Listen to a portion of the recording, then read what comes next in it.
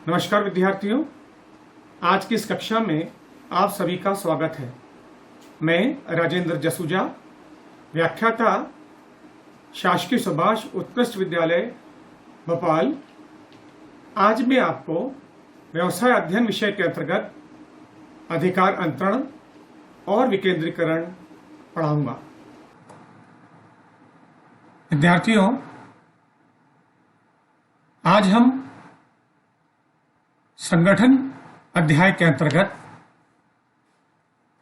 अधिकार अंतरण और विकेंद्रीकरण को पढ़ेंगे।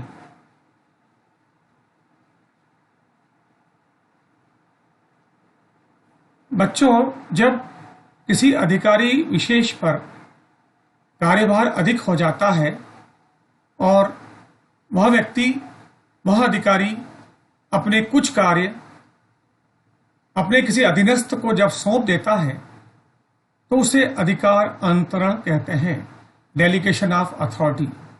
अधिकार अंतरण तथा भारार्पण शब्द पर्यायवाची शब्द हैं। किसी कार्य के विभाजन और उस कार्य के निष्पादन के लिए अधिकार प्रदान करने का नाम ही अधिकार अंतरण है। अतः अधिकार अंतरण वह प्रक्रिया है इसमें कोई वरिष्ठ अधिकारी अपना कोई कार्य जब किसी अधीनस्थ को सौंप देता है तो उसको अधिकार अंतरण कहते हैं। बच्चों, अधिकार अंतरण की परिभाषा हमें परीक्षा में पूछी जा सकती है, तो आइए अपन देखते हैं कुछ आदर्श परिभाषाएं। यह परिभाषा विद्यार्थियों F.G. मूरे द्वारा दी गई है। अधिकार अंतरण से अभिप्राय दूसरे लोगों को कार्य सौंपना तथा उसे करने के लिए अधिकार प्रदान करना है। दूसरी परिभाषा, यह परिभाषा जॉर्ज आर टेरी द्वारा दी गई है। इनके अनुसार अधिकार अंतरण का आशय किसी विशिष्ट उद्देश्य की प्राप्ति हेतु एक अधिकारी या संगठन की एक इकाई से है दूसरे अधिकारी अथवा दूसरी इकाई को अधिकार सौंपने से है। अब आइए बच्चों, अधिकार अंतरण की हम एक आदर्श परिभाषा को देखते हैं। अधिकार अंतरण का अभिप्राय उच्च अधिकारी द्वारा अपने अधीनस्थों एवं सहायकों को कार्य सौंपना और उनके निष्पादन के लिए अधिकार प्रदान करके उत्तरदायी बनाना है। यह एक ऐसी प्रक्रिया है जिसके द्वारा कुछ निर्दिष्ट क्षेत्रों में निर्दिष्ट सीमाओं के भीतर निर्णय लेने का अधिकार अधीनस्थों को प्राप्त हो जाता है। विद्यार्थियों, अधिकार अंतरण के तत्व हम अब समझने जा रहे हैं।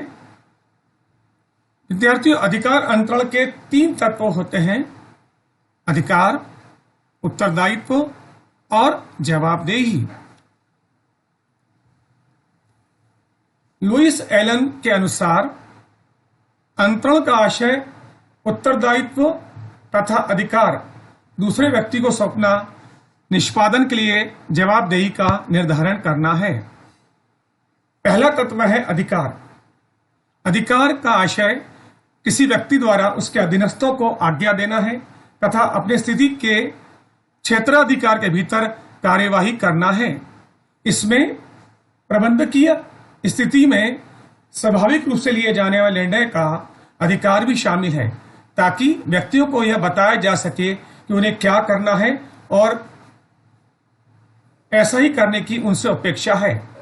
अतः अधिकार के अंतर्गत एक अधिकारी अपने अधिकारों में से वह महत्वपूर्ण अधिकार अपने अधीनस्थ को सौंप देता है जो उस कार्य से संबंधित है जो अधिकार अंतरण के अंतर्गत उसको दिए गए हैं, जिससे कि वह अधीनस्थ वो कार्य कर सके। तो हम यानी वरिष्ठ अधिकारी कोई एक कार्य अपने अधीनस्थ से कराना चाहता है तो उस कार्य से संबंधित अधिकार भी अधीनस्थ को सौंपा जाता है।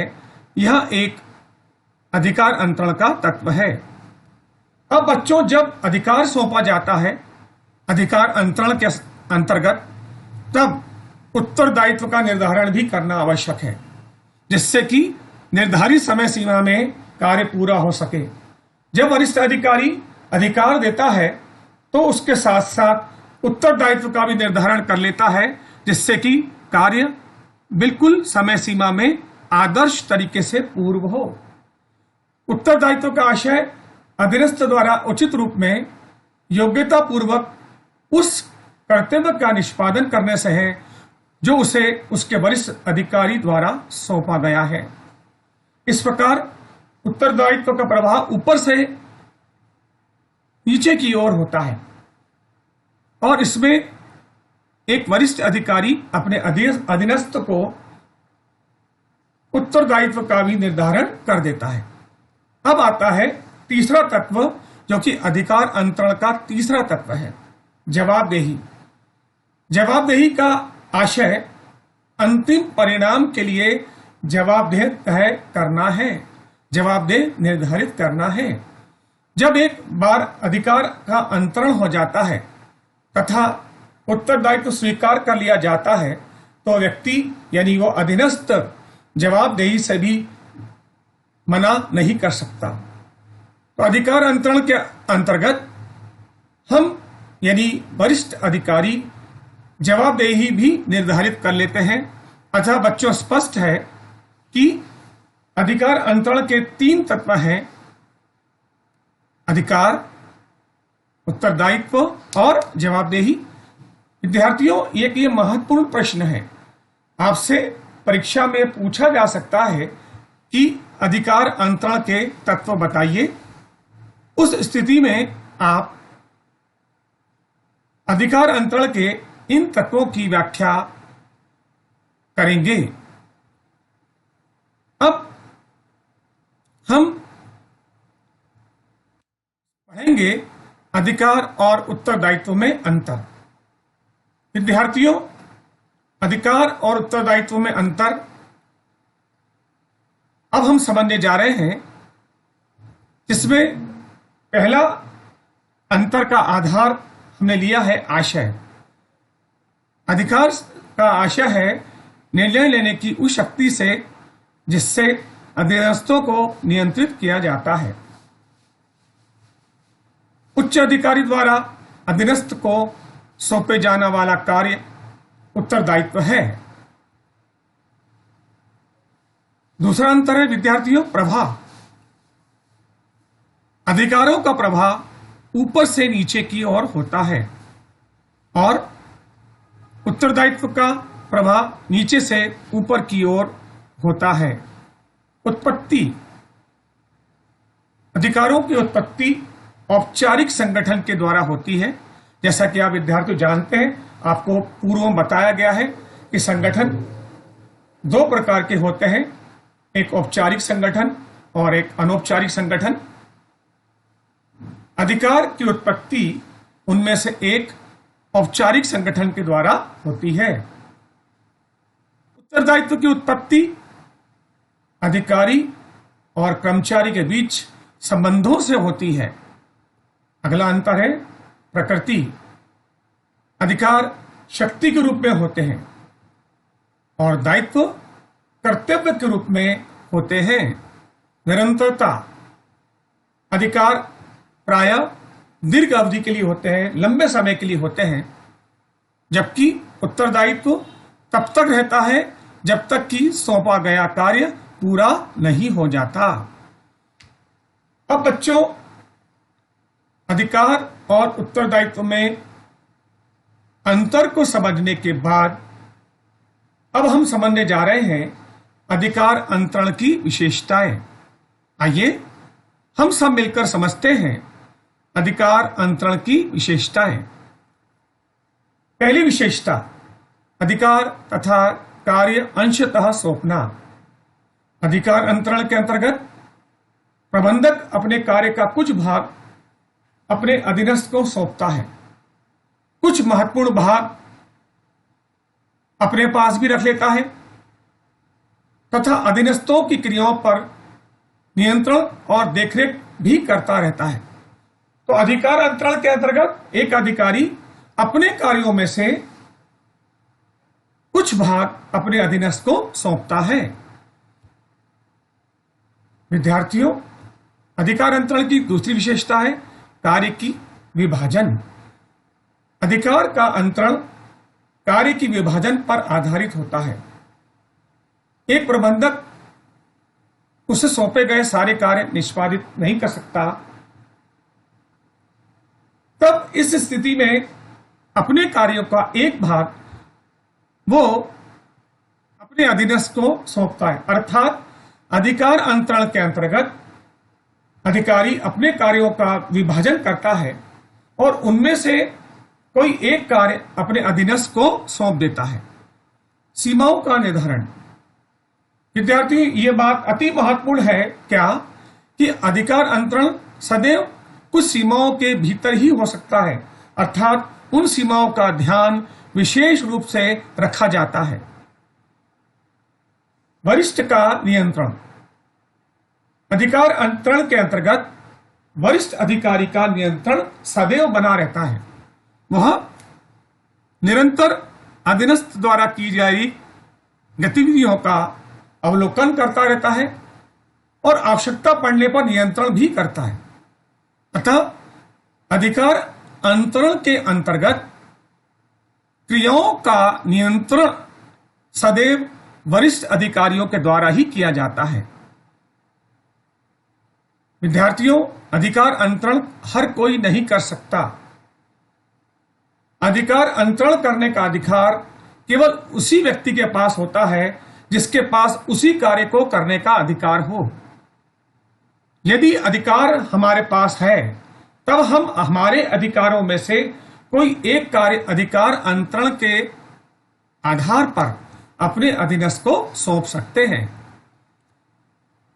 ये विद्यार्थियों, हम छठवीं विशेषता अधिकार अंतरण की समझने जा रहे हैं, विधिवत प्रक्रिया। अधिकार अंतरण एक विधिवत प्रक्रिया है। इसमें प्रबंधकीय स्थितियों की विधिवत एक श्रृंखला निर्मित की जाती है जो ऊपर से नीचे की ओर होती है। इसमें वरिष्ठ अधिकारी एक निर्धारित प्रक्रिया का पालन करते हुए अपने कार्य अपने अधीनस्थ को सौंपता है। अतः अधिकार अंतरण एक विधिवत प्रक्रिया है। अब देखिए विद्यार्थियों, अधिकार अंतरण प्रत्येक संगठन में अति महत्वपूर्ण स्थान रखता है। यह एक ऐसी प्रक्रिया है जो अत्यधिक व्यस्तता का समाधान निकालती है। आइए अपन सब मिलकर समझते हैं अधिकार अंतरण का महत्व। पहला, प्रशासनिक भार में कमी। यदि प्रशासनिक भार अत्यधिक हो गया है, काफी ज्यादा हो गया है, उस स्थिति में एक वरिष्ठ अधिकारी अपने कार्यों में से कोई एक कार्य अपने अधीनस्थ को सौंप देता है जिससे उसके कार्यभार में कमी आ जाए। जिसका प्रभाव क्या होगा बच्चों? जब वरिष्ठ अधिकारी अपने सौंपे गए कार्यों में से कुछ कार्य अपने अधीनस्थों को सौंप देगा तो उसका कार्यभार कम हो जाएगा और वो अपना पूरा फोकस, पूरा ध्यान उन महत्वपूर्ण कार्यों पर लगा पाएगा जो उसके लिए अत्यधिक महत्वपूर्ण है। अतः अधिकार अंतरण से प्रशासनिक भार में कमी होती है। समन्वय का आधार। अधिकार अंतरण समन्वय का एक ठोस आधार है। अधिकार अंतरण का प्रमुख ध्येय संगठन में रचनात्मक संबंधों की स्थापना एवं विकास करना है। इसके फलस्वरूप उच्च अधिकारियों और अधीनस्थ कर्मचारियों के बीच एक आदर्श समन्वय स्थापित होता है। जो अधीनस्थ कर्मचारी हैं वो इस बात को लेकर खुश हो जाते हैं कि हमको एक वरिष्ठ अधिकारी का कार्य करने का अवसर मिला और वरिष्ठ अधिकारी इस बात से संतुष्ट होते हैं कि उनके कार्यभार में कमी हुई। तो ये अधिकार अंतरण के फलस्वरूप उनके बीच एक मनोहर मधुरम समन्वय स्थापित होता है। तीसरा महत्व है अधीनस्थों के मनोबल में सुधार। जैसे जैसे हम अधिकार अंतरण समय आने पर करते हैं, अधीनस्थों को उस प्रकार का कार्य करने को मिलता है जो वरिष्ठ अधिकारी करते हैं। और जब किसी अधीनस्थ को अपने वरिष्ठ अधिकारी के कार्य करने का मौका मिलता है तो उसका मनोबल ऊंचा होता है, क्योंकि उसे एक अवसर मिलता है अपनी योग्यता और कौशल को दिखाने का। और उसका प्रभाव यह होता है कि जो हमारे बाकी अधीनस्थ हैं वो भी यह प्रयास करते हैं कि अगली बार से वरिष्ठ अधिकारी कोई कार्य उसको सौंपे। तो बच्चों, अधीनस्थों के मनोबल में वृद्धि अधिकार अंतरण के कारण होती है। व्यवसाय के विस्तार की सुविधा। जब वरिष्ठ अधिकारी अपने महत्वपूर्ण कार्य अपने अधीनस्थ को सौंप देता है तो वह अपना पूर्ण ध्यान महत्वपूर्ण कार्यों में लगाता है, अपने उपक्रम के विकास पर लगाता है, क्योंकि अब उसके पास कुछ समय मिल गया है। उच्च अधिकारी अधिकार अंतरण के माध्यम से अपने कार्य अपने अधीनस्थ को सौंपकर कुछ समय अपने संस्था के विकास के लिए निकाल लेता है और वो अपना बहुमूल्य समय व्यापार के विस्तार में लगाता है। अतः अधिकार अंतरण व्यापार के विस्तार का आधार बन जाता है। अब देखिए, जहां एक तरफ अधीनस्थों का विकास की बात आती है तो बच्चों, अधिकार अंतरण अधीनस्थों के विकास का एक मार्ग है, क्योंकि अधिकार अंतरण के कारण अधीनस्थों को वरिष्ठ अधिकारियों के कार्य करने का और सुअवसर मिलता है, जिससे उनकी क्षमता, उनके कौशल, उनकी शक्ति का विकास होता है। तो अधीनस्थों का विकास अधिकार अंतरण के द्वारा संभव हो पाता है। बच्चों, अधिकार अंतरण संगठन का एक अस्तित्व है। अधिकार अंतरण संगठन को कार्यशील, गतिशील, सुदृढ़ बनाने में निर्णायक भूमिका निभाता है। विद्वान कुर्ट्स और डोनाल्ड के एक व्यक्तित्व को हम यहां पर देखते हैं, जिससे आपको अधिकार अंतरण का महत्व स्पष्ट होगा। उन्होंने कहा है, अधिकार अंतरण का मुख्य उद्देश्य संगठन को संभव बनाना है। तो विद्यार्थियों, जो अधिकार अंतरण है वो संगठन का अस्तित्व होता है। बच्चों, अधिकार अंतरण को समझने के बाद आइए हम देखते हैं, हम मिलकर समझते हैं विकेंद्रीकरण। सबसे पहले हम समझेंगे विकेंद्रीकरण का आशय। विकेंद्रीकरण अधिकारों को सौंपने की एक ऐसी व्यवस्थित प्रणाली है जिसके अंतर्गत उच्च अधिकारी निम्न स्तर के अधीनस्थों को उत्तरदायित्व के अनुरूप अधिकार सौंपते हैं। तो जब कोई वरिष्ठ अधिकारी अपने अधीनस्थों को आवश्यकता के अनुरूप उत्तरदायित्व सौंप देते हैं तो वह विकेंद्रीकरण कहलाता है। आइए हम समझते हैं विकेंद्रीकरण की परिभाषा।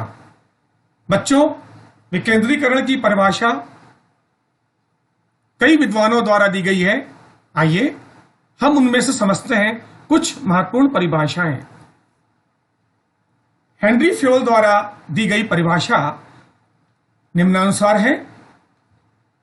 हेनरी फ्योल के अनुसार अधीनस्थ वर्ग की भूमिका के महत्व में वृद्धि करने वाला प्रत्येक कार्य विकेंद्रीकरण कहलाता है। दूसरी परिभाषा मैकफॉरलैंड के अनुसार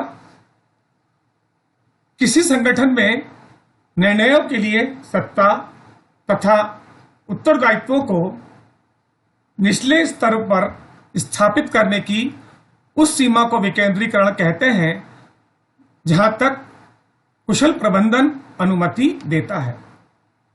तो विद्यार्थियों, ये अपन ने परिभाषाएं देखी विकेंद्रीकरण की। अब हम समझने जा रहे हैं विकेंद्रीकरण का महत्व या लाभ। आइए हम से मिलकर समझते हैं विकेंद्रीकरण के महत्व को। पहला लाभ है उच्च अधिकारियों का भार कम होना। बच्चों, विकेंद्रीकरण के माध्यम से वरिष्ठ अधिकारी अपने कार्यभार में से कोई कार्य अपने अधीनस्थ को सौंप देते हैं, जिससे उनका कार्यभार कम हो जाता है। तो विकेंद्रीकरण के फलस्वरूप उच्च अधिकारी अपने कार्यभारों में कमी लाता है, जिससे वो अपना ध्यान महत्वपूर्ण कार्यों में लगा सके। दूसरा है विविधीकरण की सुविधा। विकेंद्रीकरण में विविधीकरण की पर्याप्त सुविधा रहती है। हम यानी वरिष्ठ अधिकारी भिन्न भिन्न क्रियाओं के लिए भिन्न भिन्न अधिकारियों को नियुक्त किया जा सकते हैं जो उस क्रिया का विशेषज्ञ है। तो वरिष्ठ अधिकारी अलग अलग क्रियाओं के लिए अलग अलग विशेषज्ञ अधीनस्थों को कार्यभार सौंपते हैं, जिससे विविधीकरण की सुविधा मिलती है और उन व्यक्ति विशेषों के विशेषज्ञता का लाभ संस्था को मिल पाता है। युवा अधिकारियों को प्रोत्साहन। बच्चों, ये विकेंद्रीकरण का महत्व है। युवा अधिकारियों को प्रोत्साहन। विकेंद्रीकरण में हम अपने युवा अधीनस्थों को स्वतंत्र रूप से कार्य करने का अवसर प्रदान कर देते हैं। वे स्वतंत्र रूप से निर्णय लेने के लिए स्वतंत्र होते हैं, क्योंकि वरिष्ठ अधिकारी अपने कुछ कार्य अपने अधीनस्थों को सौंप देते हैं और अधीनस्थ उत्साहपूर्वक कार्य करने के लिए प्रेरित होते हैं और उपक्रमों के कार्यों में वे विशेष रुचि और लगन का परिचय देते हैं। इन सभी से युवा अधिकारियों को प्रोत्साहन मिलता है। अभिप्रेरण। विद्यार्थियों, विकेंद्रीकरण एक अभिप्रेरण का साधन भी है। विकेंद्रीकरण से अधीनस्थ कर्मचारियों को स्वतंत्र रूप से निर्णय लेने का अधिकार दिया जाता है। इससे वह अभिप्रेरित होते हैं, मोटिवेट होते हैं और वो बेहतर कार्य कर हमको दिखाते हैं। अतः विकेंद्रीकरण एक अभिप्रेरण का आदर्श मार्ग है। योग्य प्रबंधकों की प्राप्ति का स्रोत। बच्चों, विकेंद्रीकरण एक ऐसी प्रक्रिया है जो धीरे धीरे योग्य प्रबंधकों को तैयार कर देती है और संस्था को योग्य प्रबंधकों की प्राप्ति होती है। विकेंद्रीकरण एक ऐसा मार्ग बन जाता है जो हमारे अधीनस्थ को इस प्रकार से तैयार कर देता है कि वो आने वाले समय का एक योग्य प्रबंधक बन जाता है। विकेंद्रित संगठन संरचना धीरे धीरे योग्य प्रबंधकों की प्राप्ति का स्रोत बन जाता है। मनोबल ऊंचा होना। विद्यार्थियों, विकेंद्रीकरण से अधीनस्थों का मनोबल बहुत मजबूत और ऊंचा होता है। वे अपने उत्तरदायित्वों को निर्वाह करने के लिए संपूर्ण शक्ति लगा देते हैं और वे काफी उत्साहित रूप से कार्य करते हैं, क्योंकि उनका मनोबल काफी ऊंचा हो जाता है।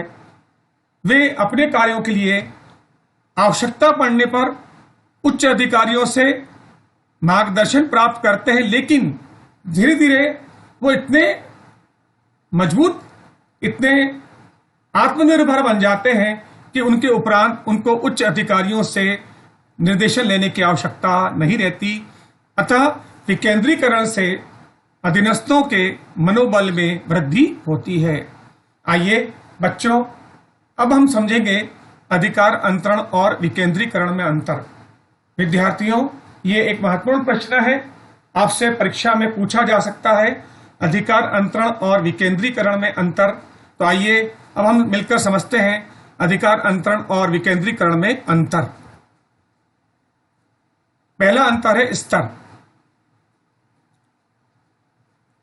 अधिकार अंतरण उच्च अधिकारियों से निम्न स्तर के अधिकारियों व कर्मचारियों को किया जाता है, परंतु विकेंद्रीकरण समूहों, संभागों, विभागों, उपविभागों, शाखाओं आदि के स्तर पर किया जाता है।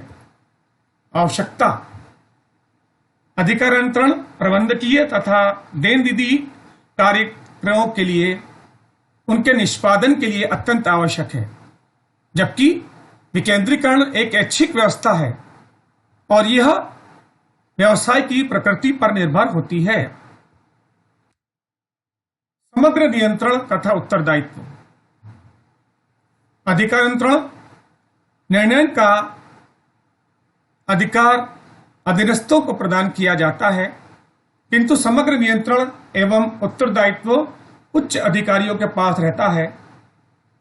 विकेंद्रीकरण में इकाइयों को निर्णय के अधिकार के साथ साथ समग्र नियंत्रण एवं उत्तरदायित्व भी हस्तांतरित कर दिया जाता है।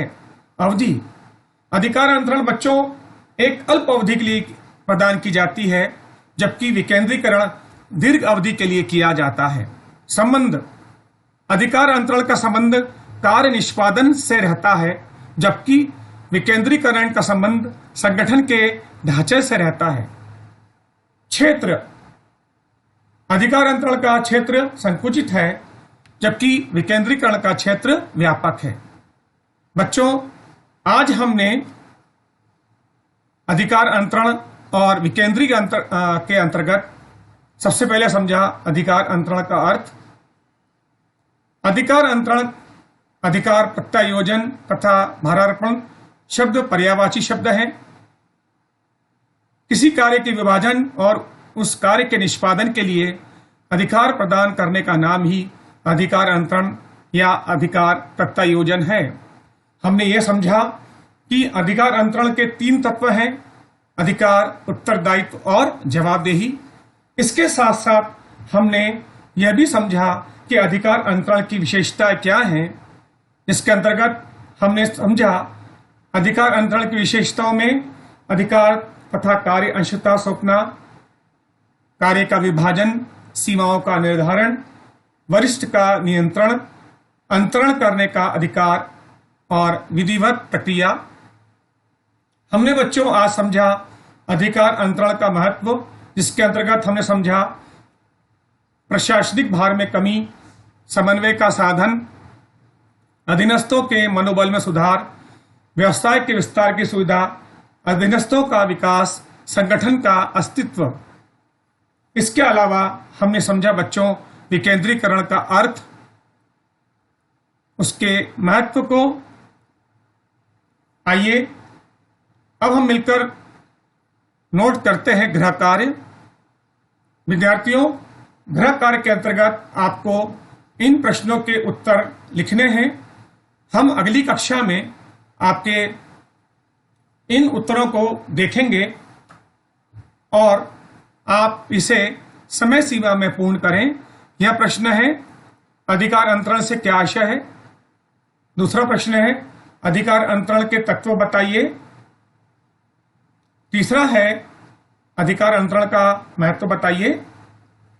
चौथा प्रश्न है विकेंद्रीकरण का अर्थ बताइए।